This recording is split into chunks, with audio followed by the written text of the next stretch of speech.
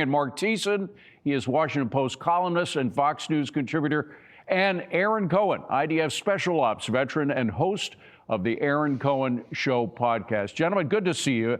Marc, let me come to you first. There's a lot of details that we can get into with both of you gentlemen, but first of all, Trump, his overall vision, you know, despite all the scoffing from the so-called experts at the UN and Foggy Bottom, which is how we talk about the State Department, it really reminded me of Reagan.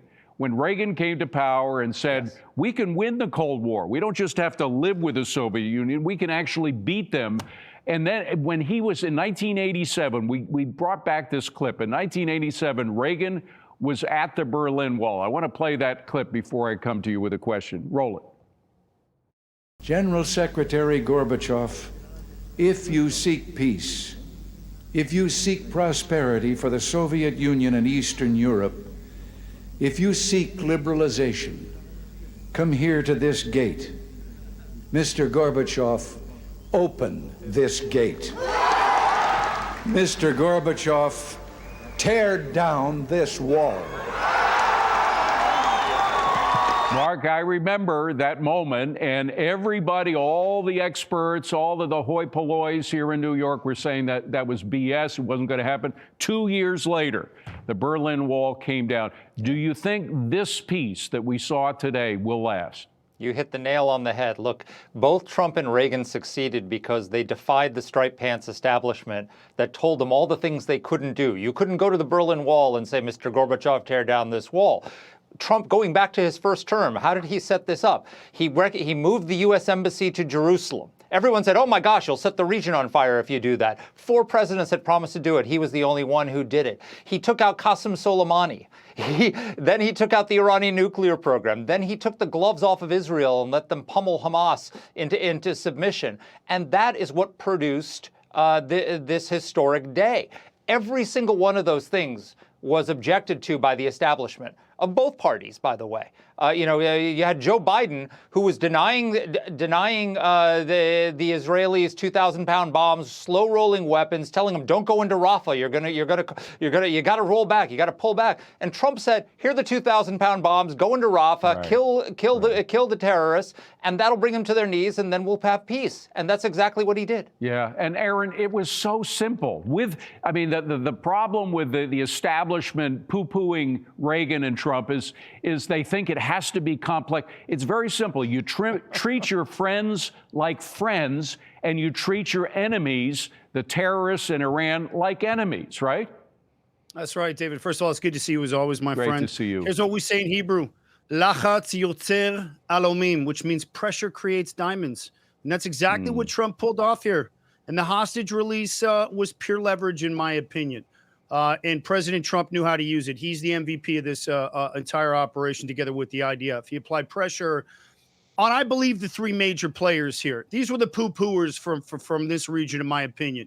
You had Hamas, you had Qatar, you had Egypt, and you had Turkey. And with Egypt for decades, remember, the U.S. gives them over $1 billion a year in military aid, David. That's tanks, F-16s, counter-terrorist support, and that's leverage. And so what I think Trump did here was he realized you can't put pressure on a suicidal maniac, homicidal terror group. You got to put leverage on the people that communicate with them. That's right. Remember, Egypt harbors the Muslim Brotherhood, and Trump told him, if you want that pipeline to stay open, it's time to put pressure on Hamas. Then you got Qatar.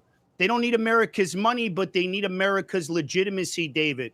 And these guys set the fires, and then they play firemen, but they want to be seen as a global player. And so I think Trump went to Qatar and said, listen, it's enough with the soft power. If you want legitimization, you're going to put pressure on Hamas. And I think he did the same thing with Erdogan. And Erdogan plays both sides, David. NATO on paper, Hamas sympathizers in reality. And he reminded him also, hey, listen, we can put you in the corner like Iran. That's right. Talk to Hamas. And so he put the pressure. And guess what?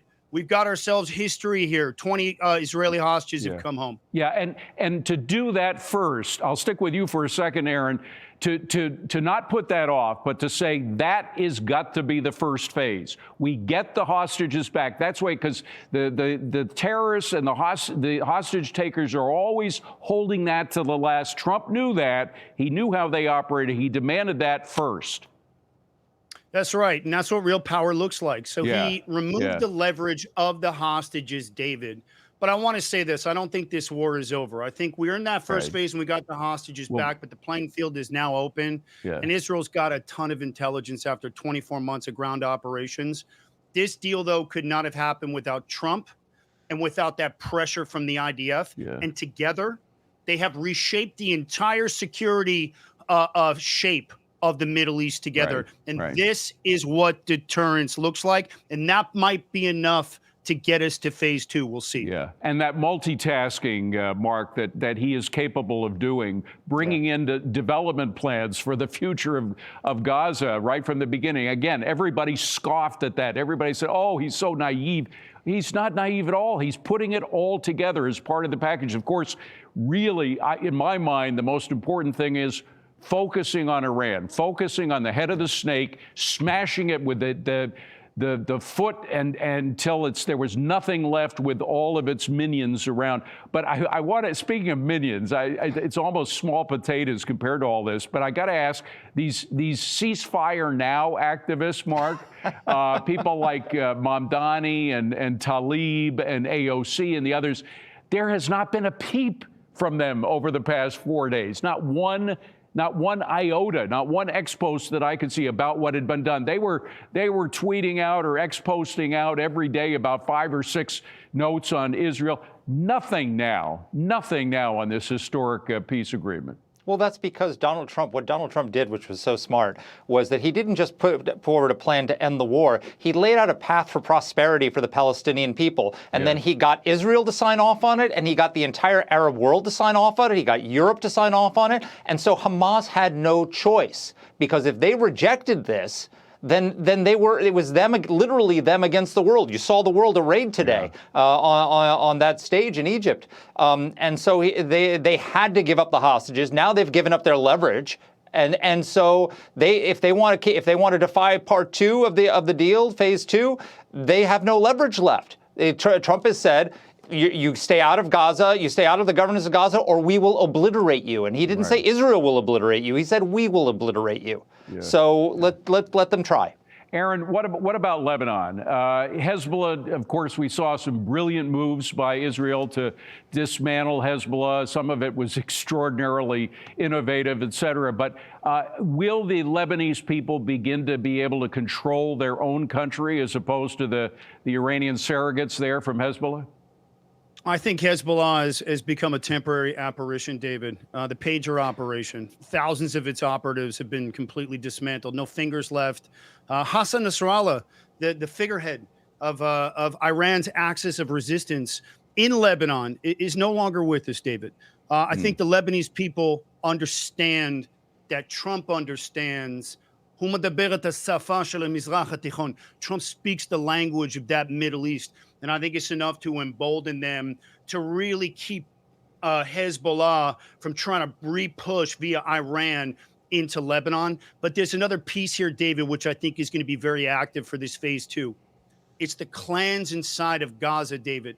We're seeing Hamas take to the streets to execute these clans who've been stepping up in the last 48 hours. That power vacuum that's been created. You've got the Dagmush clan, the Samhandana clan, the Jundia family. And I wouldn't be surprised if Israel starts to cut them loose and supply them in order to get the weapons out of Hamas's hands. That's how I think Israel's going to look at de-arming Hamas before there's any future operations, or to keep any future operations and keep that peace in place. Mark, he also talked about Iran. I just want to roll this one soundbite of him talking about Iran and get your impression of that. Roll that tape.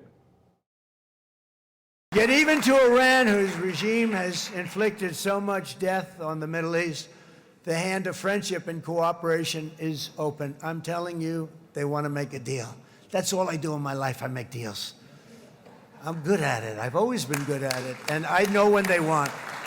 Even if they said, we don't want to make a deal, I can tell you they want to make a deal. Neither the United States nor Israel bear the people of Iran any hostility. We merely want to live in peace. Mark, I remember that disgraceful period in the Obama administration when the people of Iran were rising up.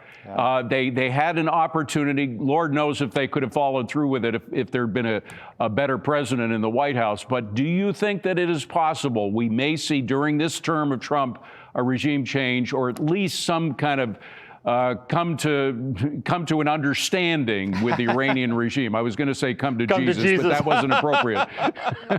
What do you think?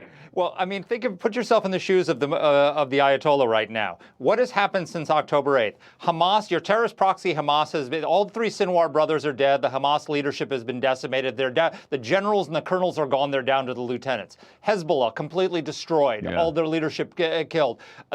Syria gone. The arms pipeline from Iran to its proxies cut off. And now your ballistic missile program, your air defenses, and your nuclear enrichment programs have been destroyed.